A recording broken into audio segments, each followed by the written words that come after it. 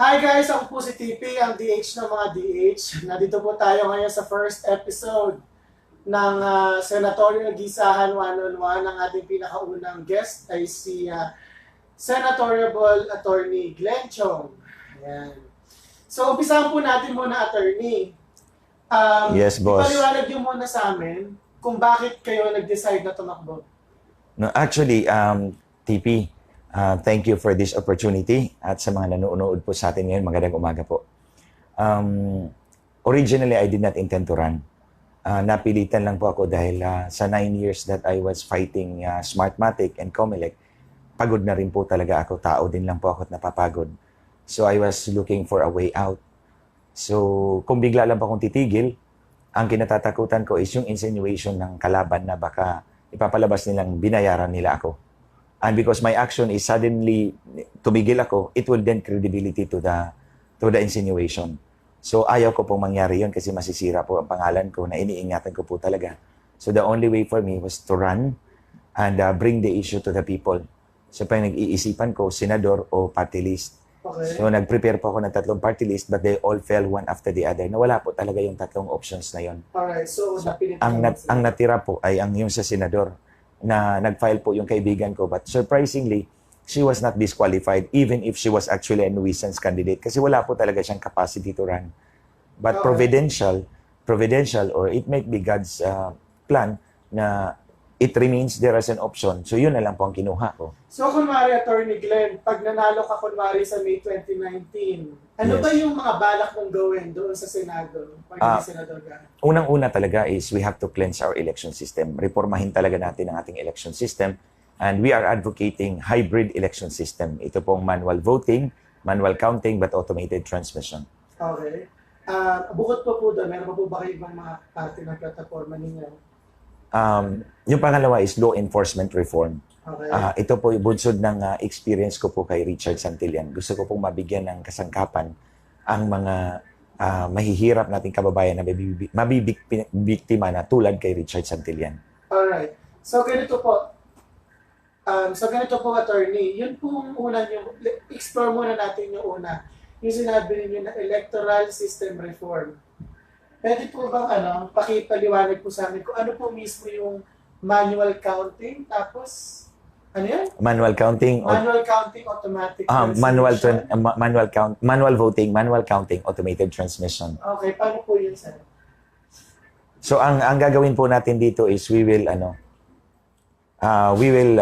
reduce back our precincts from 600 to 200 voters per precinct. So konti na lang po ang botante bawat presinto.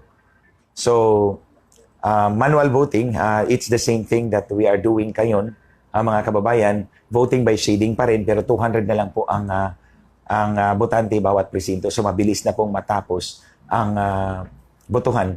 So ang computation po namin from 6 a.m. to 10 a.m. Tapos na po ang botohan. Then from 10 a.m. to 5 p.m. ito na po yung manual counting. Itataras po tayo doon sa blackboard and bibilangin po natin ito so that you have a correct count at the precinct level. Kasi sa makina, wala po tayong nakikita na bilang eh. The makina will just simply tell us the votes. But in this case, kailangan meron tayong tara, meron tayong makikitang correct count. Then after 5 o'clock, transmission na po yun. Alright, so yun ang gusto ninyo. Yes, kasi pag transmit mo na, kahit dadayain nila, meron kang correct count sa presinto na mahuhuli mo. Bilang senador, paano nyo exactly magagawa yun? Gawa tayo ng bagong batas. Gagawa ng batas Yes, opo. I guess, amend or supplement the law. We can amend the automated election system law and make it instead a hybrid election system.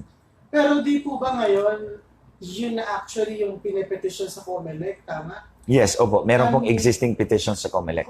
Kumusta naman yung petition na yun, sir? Meron din pong sir, meron din pong bills pending in the Senate. Dalawa, if I remember, that are still in the legislative process. So hindi pa po siya ganap na batas at wala pong action ng Comelec doon sa hybrid election system proposal. Alright. So yung pangalawa niyo pong point about yung enhancing law enforcement. Yes, opo. So ano po exactly yung gusto niyong gawin? Gagawa po ako ng batas na kapag nangyari po yung tulad kay Richard Santillan, yung circumstances like that na merong question, merong signs of torture, At kung ang pamilya ay gustong makuha yung ebidensya, dokumento, records, reports mula sa kapulisan, the police must be obligated to give it within 24 hours. Kasi kami po, sa experience po namin ngayon, 61 days bago po na ibigay ng police doon sa National Bureau of Investigation. Oh, 61 days po. so sa ngayon po ba, walang batas na nagko-compel sa kanila, nagbibigay yun earlier? Meron po tayong mga existing na batas tulad po ng Presidential Decree 1829, that is obstruction of criminal prosecution, Okay. obstruction of justice under the revised penal code. And also Republic Act 6713, ito po yung pagsagot within 15 days ng sulat ng publiko.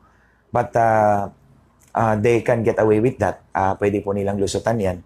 But if there's a clear mandate, ng batas na ibigay mo talaga within 24 hours yung lahat ng hinihingi ng pamilya o pag gumulong po yung hustisya, it's a different thing. And gusto ko talagang bigyan ng pangil yung batas. Alright. So ngayon po, Attorney Chong, sa palagay ninyo, ay yung pinakamalalaking mga challenges na inakaharap ninyo dito sa senatorial campaign? Of course, resources, because we don't have resources. I just rely on the help of people. Karamihan po sa ating mga tarpaulins are outsourced na po, ang mga OFWs na po nagpapagawa. As a matter of fact, meron nga pong bata sa London, si Kayla, sinabi niya sa daddy niya na basagin daw yung alkansya niya dahil ipapadala po niya sa akin. Kami mga ganun mga Opo. Dan kagabi, meron din pong bata, yung alkansya po niya, yung lagayan lang po ng water, yung distilled water, yung lagayan niya, mga barya lang po doon. Tapos sinulatan pa ko ng tatay at sinabi po niya na gusto niyang ipadala yung pera ng anak niya sa naipon. At ito po ang sinabi niya, and I was really touched. Naluha nga ako doon sa kay Kayla. Ito po, I was really touched dahil sinabi niya, when I turn over this money to you, more or less something like that, when I turn over this money to you, ito turn over ko rin po sa inyo ang kinabukasan ng aking anak. Alright. So, Attorney Glen, kunwari manalo ka. Opo. Tapos, di ba, may dalawang core na platform. Enhancing law enforcement at saka electoral reform. Yes, meron pa po akong dalawa pang other. Sige po, bigay niyo pa yung dalawa sa. Ano pa yung pangatlo? Yung pangatlo po is, gusto ko talaga, dati pa nung ako'y congressman, na iangat ang buhay ng bawat Pilipino. How exactly would you do that, sir? Okay, ganito po yan, sir. Our economy has to grow more than 6% a year. Hindi po talaga ako kontento ng 6% a year. We should grow at a range of between 10 and 12% per annum dahil within 8 years to 10 years, dodoble yung ekonomiya natin. Pag dumoble yung ekonomiya natin, mas mabilis pong maiangat ang ating mga kababayan sa kahirapan. So how do we do this? We have to create new laws, i-uniform natin yung strategy natin on how to attract foreign investments. Kasi po, ang kapital ng Pilipino is not enough. You need to put in capital and investments dati sa ating ekonomiya para mas mabilis po ang paglago ng ating ekonomiya. So we need to cut on red tape. We need to improve significantly our ease of doing business para mas mabilis pong pumasok ang kapital ng mga banyaga, foreign direct investments, at yung corruption po sa local level, yung mga permits, ito po talaga ang nagpapabagal. Attorney Glen, ang problema kasi ng maraming Pinoy, di ba ngayon sa Constitution, napaka-restrictive ng bansa natin pagdating sa pagpasok ng foreign investments. Kasi ang kaban ng ibang mga Pinoy, makontrol daw ng mga dayuhan yung ekonomiya natin. Basically daw, ma-hold nila hostage. Ano po ba nasabi niyo tungkol doon? Vis-a-vis yung plataforma na more or less ay opening up the economy to foreign money, di ba? In the first place, sir, the restrictions in the Constitution and investments ay specific lang po yun. Targeted lang po yun, yung national interest industries like media. O di ba? May restrictions tayo sa media because it is viewed by our Constitution, the framers of our Constitution, as imbued with national interest. So, hindi po lahat ng industriya merong restrictions. What I mean is yung mga industriya na walang restrictions, yun ang tatargetin natin na mas marami po. Ang target ko talaga is mga pabrika. Wala naman pong restrictions on the pabrika except lang yung mga sensitive industries nga. I think pag wala ka nga doon sa foreign investment negative list, pwede yung 100% ownership. Yes, opo. Diba? Yes, opo. So specifically, sir, talagay mo, bigyan mo ako kahit isa o dalawang industriya na gusto nyo puntirnahin. Consumer goods. Wala naman pong restrictions doon. They can own 100% of their businesses. So, ang Ano kailangan ba natin, sa consumer goods? yung mga, yung mga pagkain, Wala. wala yang restrictions because these are not national interest industries. Ang restrictions lang kasi ng Constitution is on specific industries. Yung mga hindi, that's what we need to bring in. Like, for example, ito we can always, ito may mga restrictions, ito banks, financial intermediaries. Yes. But it can bring in investments. Like for example, Singapore, tingnan mo, ang laki ng kanilang financial industry, di ba? It can help a lot in the economy. So ang gusto ko mga pabrika, mga negosyo that can really give jobs to the people. Kasi hindi naman tayo pwedeng mag-rely lang sa ating gobyerno. Hindi tayo pwedeng umasa sa ating gobyerno na ang gobyerno magbibigay ng trabaho. Ang magbibigay ng trabaho is the private sector. At ang private sector, ito yung mga pabrika, ito yung mga negosyo na makapagbibigay sa atin ng trabaho. Okay. So far, attorney, number 1, sabi mo, electoral reforms. Number 2 ay law enforcement. Number 3 ay uplifting the lives of the Of poor. the people, yes. With a bit of focus sa opening up para sa foreign Yes. investments. Ano yung number Yes, sir. 4? Let me just finish Sige dito po, sa sige po. number 3. I also understand that ang mga kapitalista ay prone to abuses. Di po ba? Inaabuso po nila yung empleyado nila, yung mga trabahante nila. I would like to focus also on protection of the rights of labor. Like for example, contractualization. Ayaw ko po ng contractualization, especially if these are core businesses ng kumpanya. Hindi po pwedeng i-contractualize yan. We have to find ways to end ENDO, except for those which were originally envisioned by law. Kasi ang nangyari kasi, ang ENDO was allowed, then they extended it to other sectors, other industries. So hindi po pwede yon. I will protect the rights of labor. Parang balancing of interest yan between capitalists and labor. Okay. So, Yung pero pang-apat, dito sir, marami na kasi nag-attempt at magpumigil ng ENDO. However, regardless kung ano yung mangyaring bagong regulasyon, bagong batas about it, nakakahanap sila ng loophole. Ngayon sir, palagay ninyo, ano yung mismo palagay niyo provision doon sa magiging ika-craft niyo na batas para na loophole free?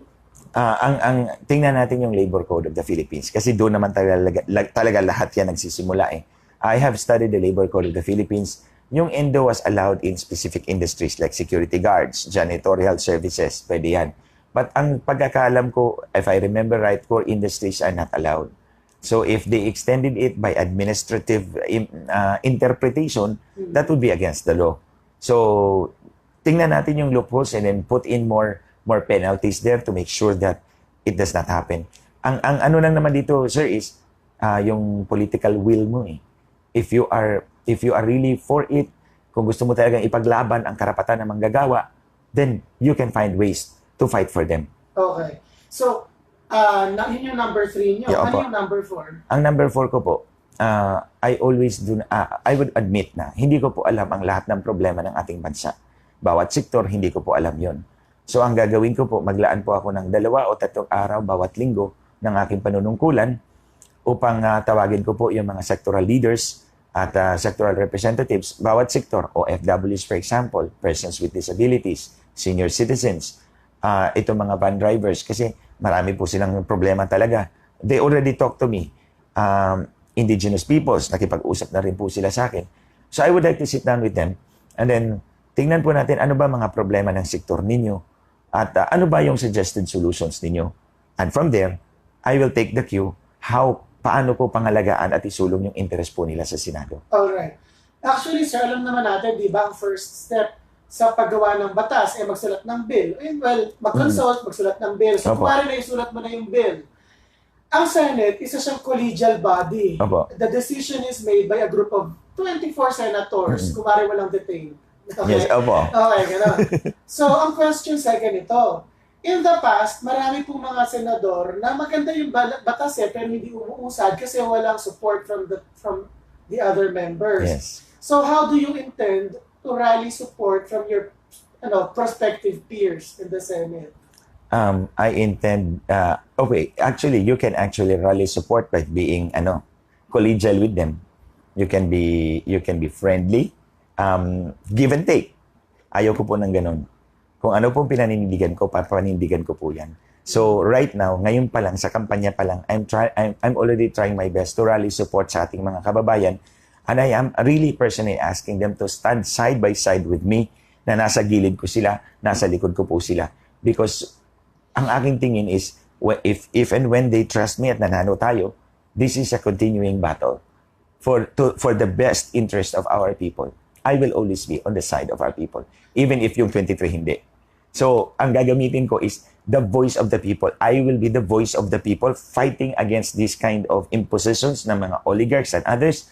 Lalabanan ko po sila even if they are 23, I'm only one. Basta ang ano ko lang is nandito sa aking gilid at sa likod ko ang taong bayan. Because, they will also face elections in the future. Okay. They will be made accountable for their acts. Kahit 12 lang ngayon ang papasok, in 2022, yung the other 12 will also face the people's judgment.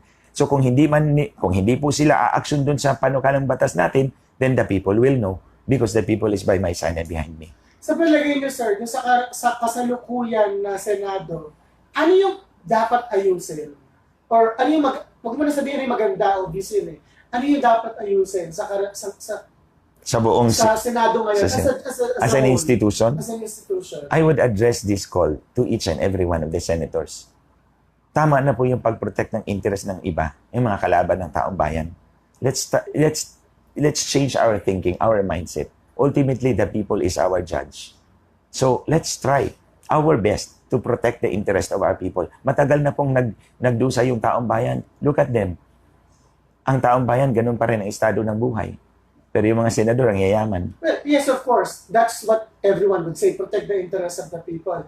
What exactly yung ginagawa ng Senado ngayon na you would want to do and feeling mo pwedeng i-improve? And how will you improve it? Mas marami talaga ang...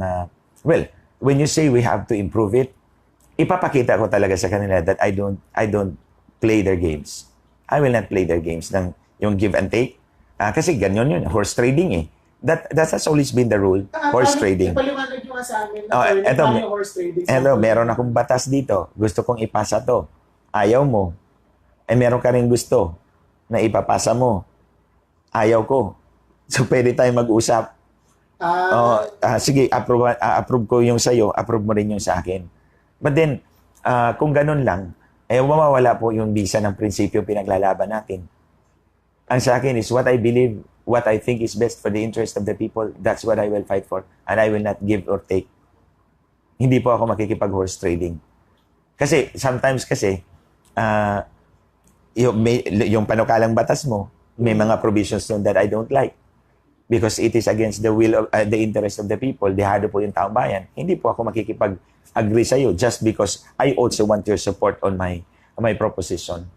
Pero would that mean, sir, na you will be able to pass fewer laws kung hindi ka marunong mag-compromise? It will be a long and arduous battle.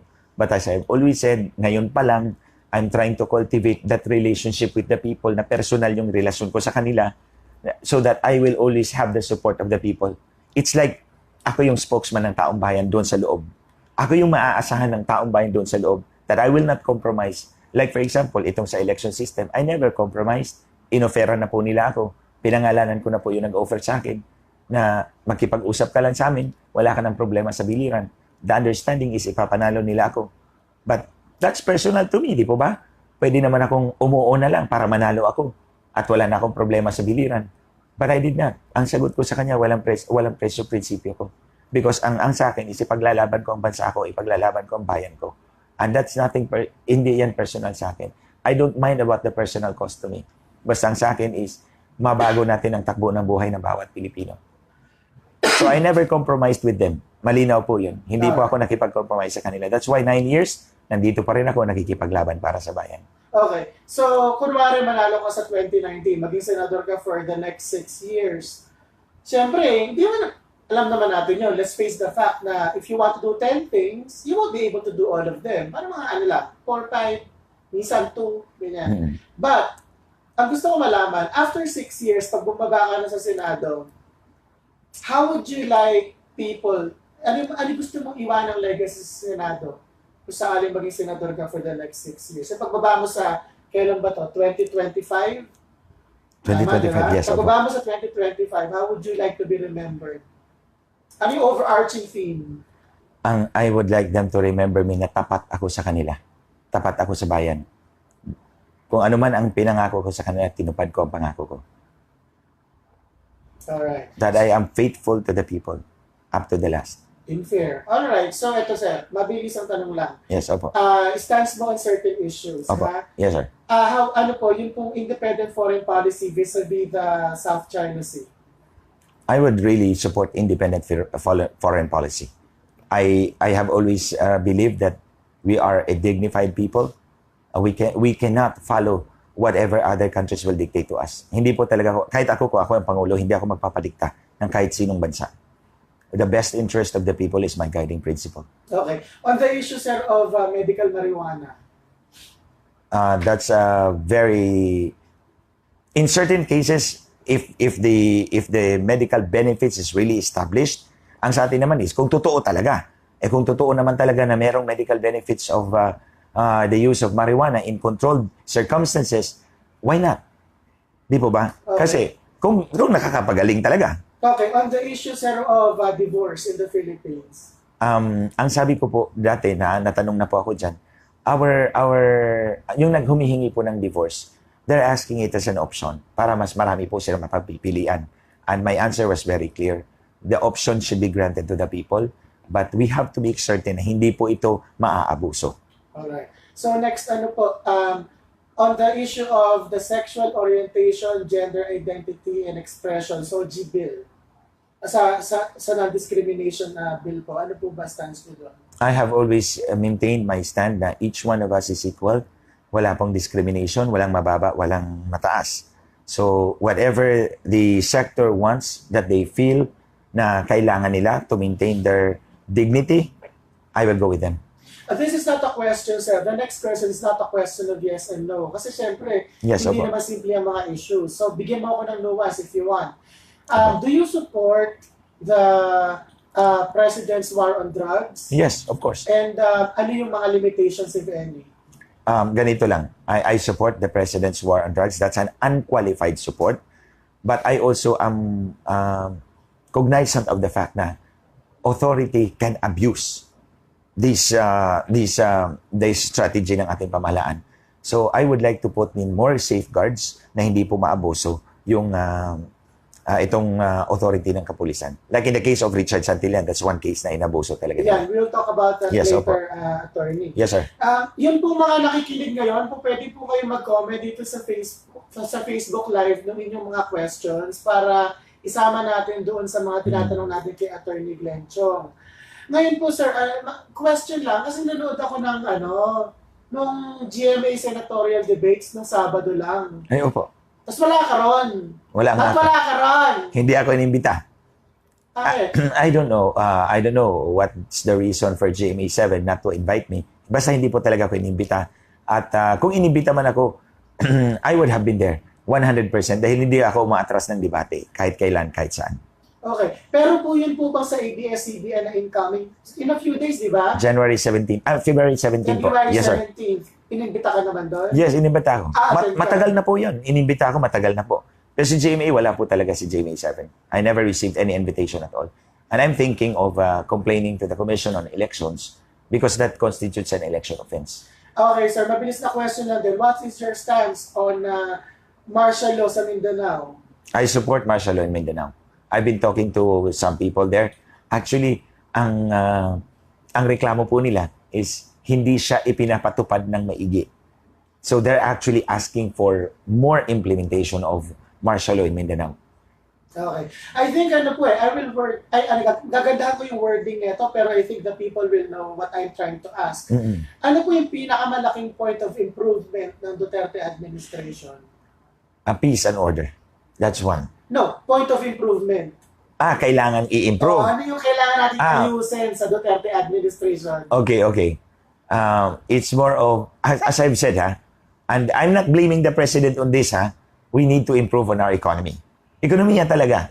Because that's when you can really uplift the lives of people. Ito talaga ang pinaka-epektibong paraan na maiangat po natin ang ating mga kababayan na patuloy na nandoon, na lumalangoy sa kumunoy ng kahirapan. As I have said, I am not contented with 6% economic growth per year. I would go for 10 to 12% per year para in 10 years, doble na po yung ekonomiya natin. Alright, so ito attorney, may mga questions po yung mga readers. Alam niyo yung nagkana tayo kanina yung parang quick issues, di ba? Opo. Gusto nila pa ipasingit ito. Unang issue, ano po yung stance niyo on the issue of the death penalty? I support the death penalty for heinous offenses. Heinous offenses lang. Heinous offenses lang, hindi naman lahat. Ganyan po kasi ang kasama pa lang doon sa bill ay drug charges, di ba? Drug smuggling, peddling, Ganon. like that. That one, I really support that. We Alright. have to get rid of drugs in our country. So, just to be clear, pag sinabi po heinous offenses, ano po ba yun, sir? Ito yung mga karumal-dumal na krimen. Like, for example, murder, like brutal murders like that. Yung parang hindi na po ginagawa talaga ng normal na tao. Yes, I support that. Okay, and then ano po ba yung stance sa federalism? At kung oo, anong flavor ng federalism yung gusto nyo? Kasi maraming flavor yan, Yeah, diba? Kung hindi, bakit hindi? Ayan. So, I support federalism actually. Pero ang concern ko lang, wala akong pinipiling specific flavor. Ang aking concern is yung taxing jurisdictions. That's the one. Because dati po kasi, nag-aral po ako ng federalism when I had a debate with the Cebu Chamber of Commerce and Industry. So, I was on the negative side. Sa kabila naman, they were on the affirmative side. But of course, we have to study both sides if you have to debate well. What I found out is I studied the state of California. They have 7 taxing jurisdictions. ano po yun, sir? 7 taxing jurisdictions. So, nagtatax po si federal, nagtatax po si state, nagtatax po si local, at meron pang other taxing jurisdictions, including, the one I remember most is Mosquito Abatement District. Kaya nga po, Mosquito Abatement District, yes. Sabi ko nga po, kahit pagpatay ng lamok, pinapasa mo pa sa taong bayan, that really stuck in my mind. The Mosquito Abatement District in the US state of California. I don't know if it's still there ngayon because that was in the 90s. So, ang tinitingnan ko, sir, TP, is that yung 7 taxing jurisdictions, actually sa California, the income tax ranges around 50 to 52% of income. So, ang natitira is 48% na lang po. So, ang concern ko with federalism is we have to craft means na hindi maabuso yung pag-tax ng taong bayan because, as I've always said, ayaw ko pong mag-tax ng taong bayan. If we have to improve, we have to improve from the collection side. From the collection side, let's plug the loopholes kasi alam ko marami pa naman tayong pwedeng pagkikitaan na hindi tayo magpasa ng panibagong buwis. I don't want to pass another tax laws on the people. I-improve po natin yung collection side because I know maraming leakage doon. So, corruption. i-improve nyo yung collection side. Yes. As a senator, how would you do that? Stricter oversight of the Bureau of Customs and the Bureau of Internal Revenue. That's one thing. And then we can craft laws also. Like for example, i-computerize mo yung buong system. Like for example, itong mga SM, itong mga large supermarkets, hindi naman online yung ano nila eh. Hindi naman online yung reporting basis nila doon sa BIR. But if you make it online, so you know exactly how much sales are made every day. Alright. Sa walang loophole doon kasi nakikita mo yun eh. Tapos i-connect mo yan sa manufacturers and suppliers. Then you would know exactly.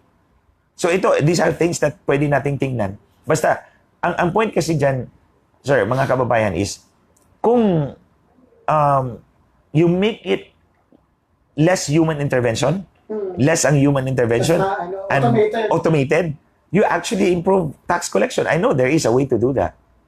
There is a way to do that. But how will you encounter... Kasi ganito, Atty. Glen, ang punto ko dito Yes, po. Lofty, noble, yung ating gusto sa pag-reform ng tax collection, specifically. Pero siyempre, magkakaroon ka ng resistance from the Senate eh. Kanya-kanya interest yan eh. Yes, opo, I know. Resistance din yan from government officials. How will you deal with that? Actually, ganito po. As I've said, I will go back to my answer kanina. If the people is by my side, ang taong bayan nasa gilid ko, nasa likod ko, then I have more political power to deal with them. Because alam nila, ang taong bayan nakikinig sa akin.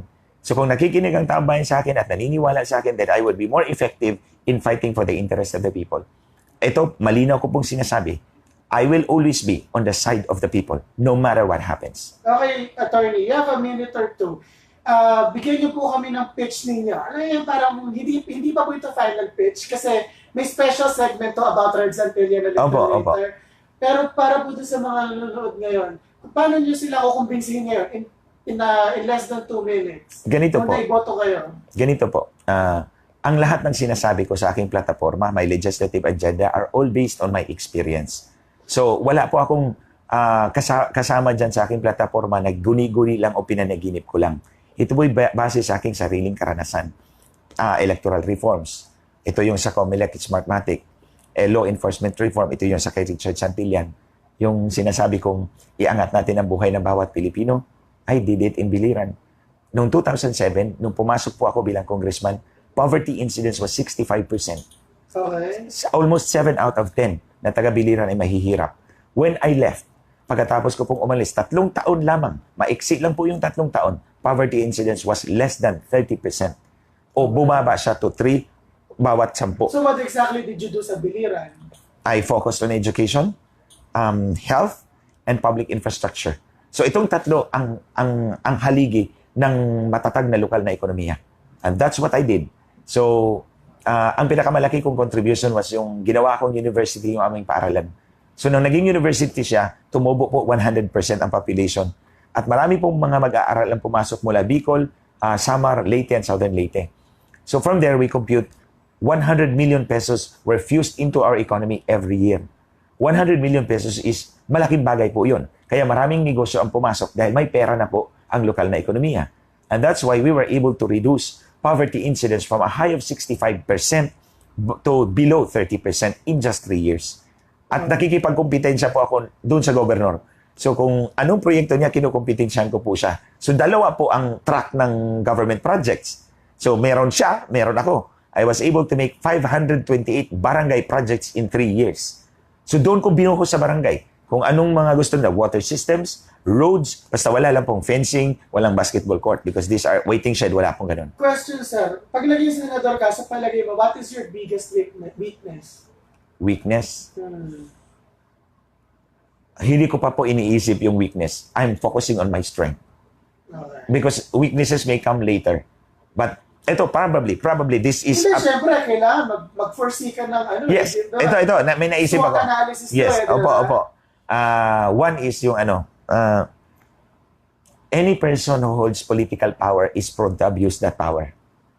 Lahat naman, kahit sinong tao. Any person who holds political power, especially pag senador ka, malaking political power yun, nationwide yun, you can abuse it.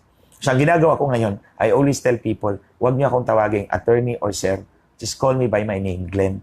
Because kahit pa senador ako, Glen lang ang itawag niyo sa akin. Because I know na pag tinawag ka sa pangalan mo lang, for me it puts my feet firmly planted on the ground. Na palagi kong iniisip na, hindi naman ako tinitingala ng tao eh. Ang tingin ng tao sa akin, kapantay lang po nila. So, that is one thing to make sure that hindi po ako mag-aabuso sa political power. Okay, kunwari sir, kakalagin ko lang ngayon sa Facebook. I've never heard about you before. You have 60 seconds to convince me to vote for you. What would you tell me? Ang sasabihin ko sa iyo is that ako, si Glen Chong, lumalaban para sa bayan. Ang laban mo, laban ko. Laban ng bawat Pilipino. Ito po, malinis na halalan, reforma sa ating kapulisan, iangat natin ang kabuhayan ng bawat Pilipino, at solusyonan po natin ang problema ng bawat sektor ng ating lipunan. Lahat pong 4 na yan ay base po sa aking karanasan. Hindi po ako nag-imagine, hindi po ako nagguni-guni o nanaginip. Ito ang i-deliver ko po sa inyo. Kilatisin niyo po ako, tingnan niyo po yung mukha ko, tingnan niyo po yung mga sinasabi ko. Dito po ninyo matitimbang kung ako'y karapat-dapat ng inyong boto. Alright, salamat po, Atty. Glen. Ngayon, ito, shift na tayo sa part 2 ng interview.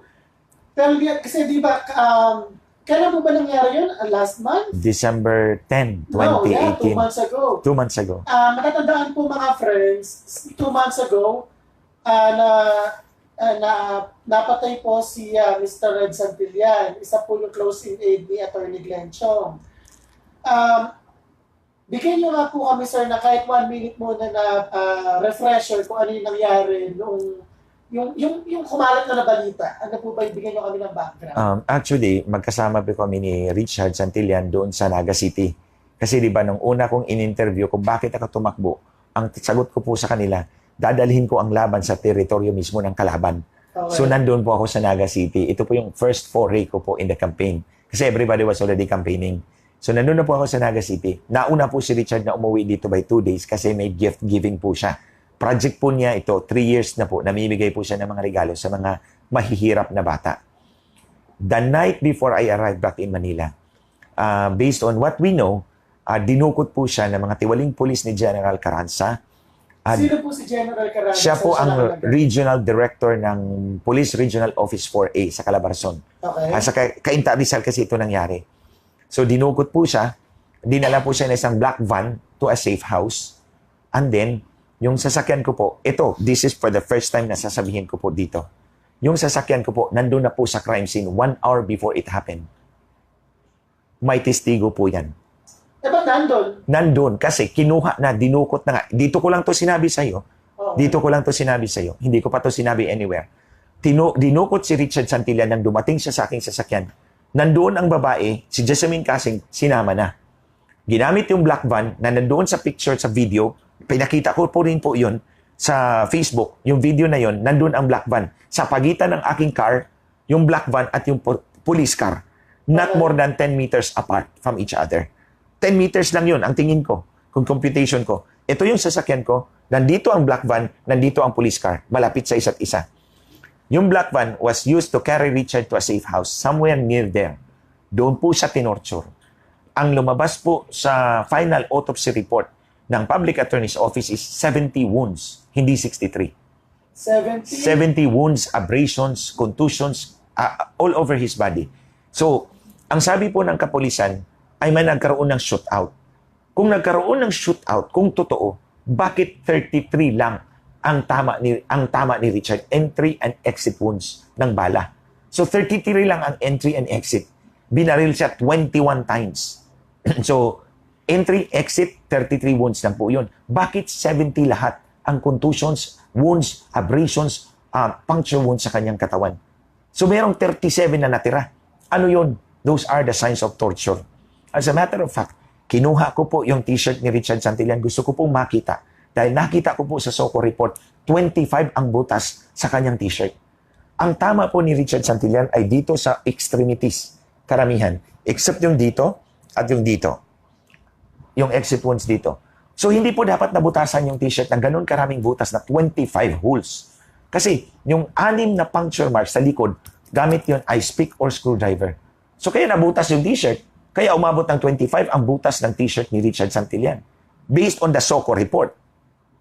Yung cargo pants niya, 19 ang butas. How would you explain 25 plus 19 is 44 butas when in fact you only have 33 exit wounds? Okay. Ganito, sir. Opo. Basic lang. Eto si Richard. Opo. Pinotopsy. Opo. Ang nakita, maraming butas yung t-shirt. 25. Mga 20 plus na butas. Tapos, pero yung mga butas nung tinamaan ng baril, Sa extremities, nasa kamay. braso at saka binte. Bende, yes. Okay. So, ibig sabihin, ang sabi nyo, yung butas dun sa t-shirt, hindi yun dahil sa bala, kundi dahil sa saksak. Yes, opo. Sari-sari na kung ano yung Yes, pinasaksak, opo. I speak, ganyan. Yes, kaya ayaw nilang ipakita sa amin yung t-shirt at yung cargo pants at yung brief niya. Kasi gusto namin tingnan yun eh. Gusto namin i-inspection yun eh. So, ito pa sabi ni Colonel Paul Carpio nung nag-hearing po nung last Monday, Okay. the previous Monday. Ang sabi niya, may tama kasi si Richard dito sa bibig. Ang sabi niya, lumingon daw, ang theory niya, lumingon si Richard sa likod at natamaan dito yung bibig niya. Okay. At nag-exit po dito ang bala. Then from up above yung tama, no? No, ang sabi niya dito daw. Dito? Dito daw. Kasi sa likod daw ng sasakyan pumasok ang bala. So dito siya natamaan. Kasi ang sabi niya, nakadrive si Richard, nakadrive. Nung nagputukan, lumingon daw si Richard at natamaan ito. Okay. At nag-exit dito. Tiningnan ko kagabi, tiningnan ko ulit yung kanyang bangkay.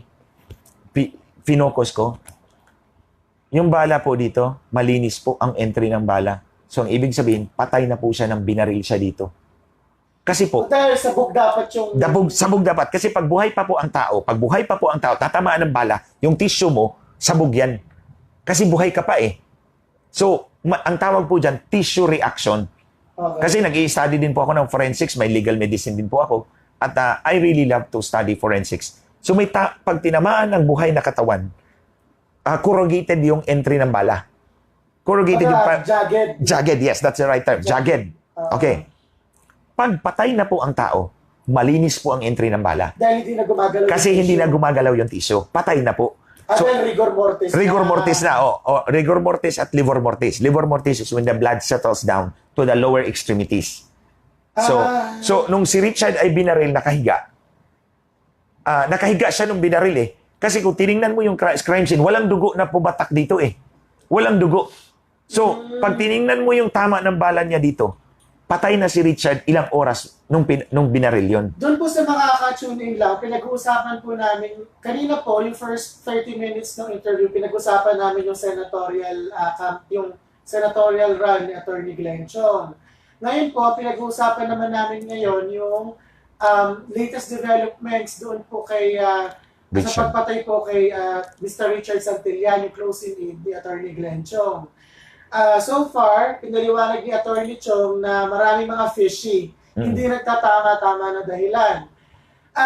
Ngayon sir, doon po sa, di ba, binigay niyo sa amin yung latest, yung sa bibig, yung sa damit. Walang tissue reaction, yung kotse ka mo, di ba, ang eksena, ang paliwanag ng pulis, may shootout. Opo. Pero ang problema, nauna yung kotse bago dun sa biktima. Yes, that's what one of the witness said. Ang kotse ko nandoon na sa crime scene. Isang oras bago nangyari ang putukan. So that's a clear sign na wala talagang shootout. It was a salvage operation. Why would they do that? Because okay, good question. Kaya sabi ng pulis, according sa mga pulis, parang drug, matawag ito, yun. Si Glen Chong, Yeah. saka yung Si Richard, si Richard. si Richard Santillan. Ano ba? Hindi, ganito lang yan, sir. Falsus in unum, falsus in omnibus. False in one thing, false in everything. Sinabi ng police may shootout.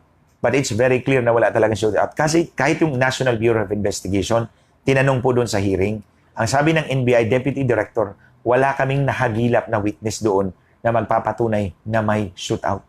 So wala nakapanood ng shootout? Wala talagang nakapanood ng shootout. Ang napanood ng witness is pinark yung sasakyan ko sa gilid ng kalsada 1 hour before the shooting. That was 10:30 nang dinukot nila si Richard Santillan. Nangyari yung shooting about 11:30 to 12:15. That's what we can establish. 11:30 to 12:15 nangyari yung shooting kunyari. Yung pagbaril na doon sa aking sasakyan. And this one is more important. Alright. Ito, sir, idagdag ko lang. Nakita din po doon sa simento, yung 4 na tama ng baril. So, ang ibig sabihin, nagbabarilan ang pulis, pababa. Oo nga, lumilipad yung mga pulis? Naka-jetpack? No, yes, because that was part of their drama. Drama lang talaga lahat yun. Yung naririnig po natin sa video, I will release the video at the right time. Yung maririnig mong putukan, hindi nga actually tinatamaan yung sasakyan ko. Makikita mo yung sasakyan ko, naka-hazard pa. So therefore, tama yung sinabi ng witness na yung sasakyan ni Glen Chong nandoon na sa crime scene 1 hour before the shooting. Pinark nila sa kalsada, naka-hazard pa siya. Kasi nakapark eh. Kalsada yun eh. So, pinark nila sa kalsada, naka-hazard. Nung magputok-putukan na, nakalimutan nilang patayin yung hazard. So sa video, naka-hazard yung sasakyan ko.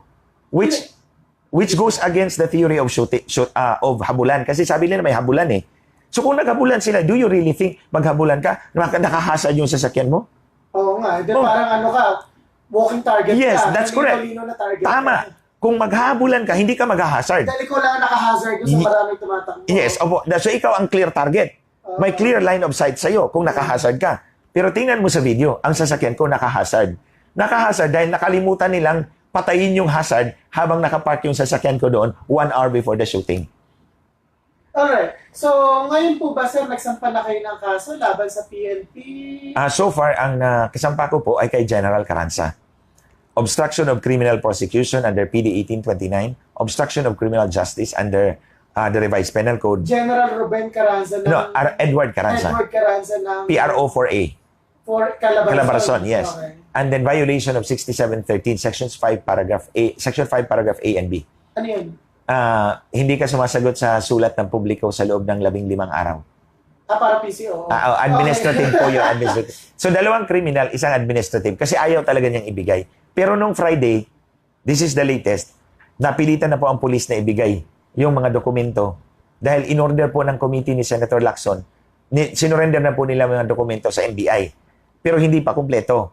So ako naman, kukuha ko ng kopya sa NBI. Ganon din si Pau at si CHR. Alright. So, ngayon sir, so far, at the rate things are going, sa palagay ninyo, ano po ba kakahinat na nitong issue kay Red Santillan? What exactly do you want to... Ano yung end game? Ikukulong ko talaga si General Carranza, si Colonel Spitalio, Carpio, at si Calixto. Ito yung mga henchman niya dyan eh. Nagkakakumpulan sila dyan to cover up the crime. Whether it comes before the elections or after the elections, I'm sure justice will be served on Richard. Hindi ko po bibitawan ng kapatid ko. Alright. So, final message, Atty. Chong. Ano po sabihin nyo rin sa mga tao po ngayon na passionate about cleansing the ranks of the police at saka po yung drug war, lahat na. Ano po yung final message sa mga nanonood ngayon? Ako po ay hindi ko naman po inaakusahan ang buong institusyon ng kapulisan na mga tiwali. Malami pong pulis na mga mababait. Actually, as a matter of fact, nung nandun ako sa Davao, nag-rally po ako doon, mga pulis din naman ang nagbantay sa akin at mga sundalo. So I'm not questioning the entire institution. I'm questioning ito lang mga tiwali at skalawag na pulis, which destroys the image of the institution. So para po itong uupirahan po mo po ng cancer, kukunin mo po itong mga tiwali at mga skalawag na pulis para mabalik po ang tiwala po ng tao bayan sa buong institusyon. And when they wage a drug war, it's acceptable to the people. Kasi malinis yung institusyon nila. Tanggalin mo itong mga skalawag, tanggalin mo itong mga tiwali para hindi po aabusuhin ang kanilang kapangyarihan. Yung mga, tawag ko dito, guns for hire na nagtatago sa uniforme ng kapulisan. Tanggalin mo po ito lahat. You restore the respect and trust of the people. And then when we wage our drug war, it's acceptable to the people because they have this trust on the police. Super finale, sir. Pakisabi nga, may pangalan ninyo, ano yung tinatakbo ninyo, kung ano yung number ng balota, whatever. Yung ano yan. Hindi nito sa mga pamphlet. Ano yung mga nakasulat sa pamphlet nyo? Yung pamphlet ko po. Ako po si Atty. Glen Chong, number 21 po sa balota. I'm running for a senator dito sa ating, in this election sa 2019. Ang plataforma ko po or legislative agenda ay linisin po natin, baguhin po natin ang ating election system para wala na pong dayaan. Kasi ang dayaan po sa halalan, ang ugat, puno at dulo ng kahirapan ng ating bansa. Dahil dito po talaga lumalawak ang korupsyon, ang katiwalian na siyang naghuhulog ng ating mga kababayan sa kumunoy ng kahirapan. So, kung kahirapan ang ating pag-uusapan, think of this. Ang puno, ugat at dulo nito ay ang pagbebenta po ng mga eleksyon, ng mga posisyon ng Smartmatic na sindikato sa mga mandarayang politiko. That's one thing we need to cleanse right from the start. Pangalawa po, yung reforma po sa ating kapulisan. Bigyan po natin ng kasangkapan ang mga kababayan nating mabibiktima ng ganitong karahasan na nangyari kay Richard Santillan na hindi na po sila. Ako, gumapang din po talaga ako dito sa kaso ni Richard para makuha po natin ng hustisya. I want to empower our people na hindi po sila maabuso because it can be preventive also on the part of the abusive police na wag na natin gawin to kasi mayroong kapangyarihan ang mamamayan na kunin sa atin yung ebidensya at hindi tayo makakalusot. Yung pangatlo po, gusto ko po talagang iangat ang buhay ng bawat Pilipino. Nagawa ko na po yan nung ako'y nasa biliran, yung poverty incidence from 65% down to under 30% in just 3 years. Pero gusto ko rin po na pangalagaan ang kapakanan ng ating mga manggagawa. Na hindi po sila aabusin ng mga kapitalistang gusto nating akitin dito para dumami po ang trabaho sa ating mga kababayan. Pang-apat po, gusto ko pong makatulong sa mas maraming tao, pero hindi ko po alam ang problema po ninyong lahat. Gusto ko pong umupo po sa inyo, mga leaders po ninyo sa sektor, pag-usapan po natin yung mga problema po ninyo, anong solusyon, at paano ko po isusulong ito sa Senado. Again, itong sinasabi kong karanasan, this is also based on my own experience nung ako'y congressman pa. 3 araw po bawat linggo, hinaharap ko po ang lahat ng taong gustong humarap sa akin.